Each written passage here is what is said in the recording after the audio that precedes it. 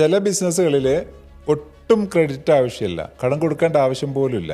അങ്ങനെ നടക്കും വളരെ അച്ചടക്കത്തോടുകൂടി. എന്നാൽ ചില ബിസിനസ്സുകൾ ക്രെഡിറ്റ് കൊടുത്തിട്ടില്ലെങ്കിൽ നടക്കില്ല എന്ന രീതിയിലാണ് ചില ഫീൽഡ് സെഗ്മെൻറ്റ്സ്. അതുപോലെ തന്നെ ചില സ്ഥലങ്ങളുണ്ട് ഇങ്ങനെ.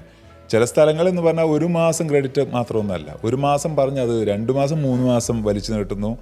ഈ 2 മാസം പറഞ്ഞാൽ 6 മാസത്തേക്ക് നീട്ടുന്നു. അല്ലെങ്കിൽ 3 മാസം പറഞ്ഞ് 1 വർഷത്തേക്ക് നീട്ടുന്നു എന്നൊക്കെ പറയുമ്പോൾ ആത്മഹത്യാപരം തന്നെയാണ്. അത് മുങ്ങിപ്പോകുന്ന വലിയ ക്രെഡിറ്റിൻ്റെ കെണി, ട്രാപ്പ് തന്നെയാണ്. പക്ഷേ ഈ ക്രെഡിറ്റ് കൊടുക്കൽ ഹോൾസെയിലിലൊക്കെ ചില ബിരുദന്മാർ ക്രെഡിറ്റ് വാങ്ങിച്ച് കൊണ്ടുപോയിട്ട് തീരെ കൊടുക്കില്ല എന്ന് മനസ്സിൽ തന്നെ ധാരണയുണ്ട്.